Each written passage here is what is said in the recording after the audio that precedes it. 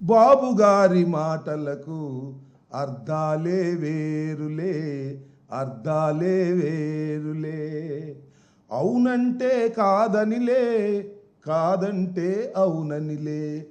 చక్కగా సూట్ అయిపోద్ది దీనికి. చంద్రబాబు నాయుడు గారికి కక్ష లేదు అంటే కక్ష ఉంది అని అర్థం.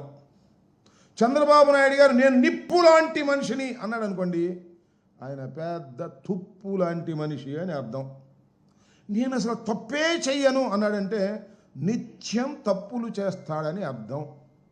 నా అంత విశ్వసనీయత కలిగిన రాజకీయవేత్త ఈ దేశంలో లేడు అంటే అంత విశ్వాసఘాతకుడు ఈ రాజకీయాల్లో ఈ దేశంలో ఎవ్వడూ లేడు అని అర్థం.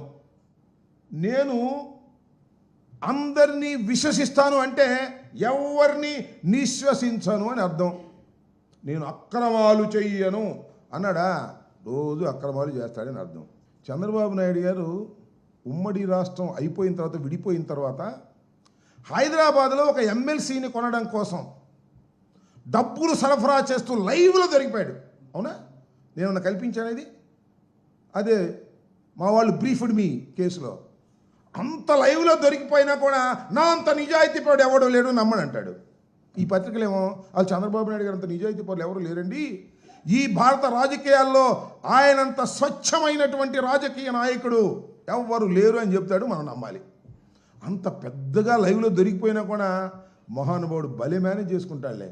చక్కగా వ్యవస్థలన్నిటినీ మేనేజ్ చేసుకుని తప్పుకుని బయటికి రాగలిగినటువంటి, ఎన్ని ఘోరాల నుంచి అయినా తప్పుకుని రాగలిగినటువంటి గొప్ప వ్యక్తి చంద్రబాబు నాయుడు గారు. చంద్రబాబు నాయుడు గారు ఎన్నికలకు ముందు మా మీద ఎన్ని అపవాదులు వేశాడండి. 14 లక్షల కోట్ల రూపాయలు అప్పు చేసింది రాష్ట్ర ప్రభుత్వం మామూలు జగన్మోహన్ రెడ్డి గారి ప్రభుత్వాన్ని. చివరికి ఎంతయ్యా అప్పు చేసింది అంటే కేవలం 6,44,531 కోట్లే తేలింది. అబద్ధాలు చెప్పడంలో మొత్తం భారతదేశ రాజకీయాల్లో ఇంత గొప్ప వ్యక్తి మరొకరు లేరు అని చెప్పవలసినటువంటి అవసరం ఉంటుందని మనం చేస్తున్నాం. అంతే. ప్రభుత్వ భవనాలకు 4,000 కోట్లు ఖర్చు పెట్టింది ఈ ప్రభుత్వం అని మమ్మల్ని అన్నాడు. ఏం జరిగిందండి? 100 కోట్లు లెక్క చెప్పాడు మొన్న. ఈ రాష్ట్రాన్ని శ్రీలంకగా చేస్తున్నారు అన్నారు. వాళ్ళు చంద్రబాబు నాయుడు గారు వచ్చి అప్పటికి ఎంత చేశాడు? ఎన్ని లక్షలు వేసాయండి? 1,09,000 కోట్ల రూపాయలు ఈ రోజుకి అప్పు చేసినటువంటి ఘనుడు నారా చంద్రబాబు నాయుడు గారు. అదృష్టం మహానుభావుడు కొన్ని పరిస్థితుల వల్ల 4 సార్లు ముఖ్యమంత్రి అయ్యాడు. ఏ రోజునైనా ఈ 4 సార్లు కూడా ఇచ్చిన హామీని నెరవేర్చినటువంటి సందర్భం ఉందా? ఆ మేనిఫెస్టోలో పెట్టినటువంటి అంశాలను పూర్తిగా కానీ సగం కానీ పావు వంతు కానీ ఆచరించినటువంటి విశ్వాసఘాతకుడు నారా చంద్రబాబు నాయుడు గారు. జగన్పై చర్య తీసుకోవడానికి సిక్కి ఒప్పందం లడ్డూలాగా దొరికిందంట.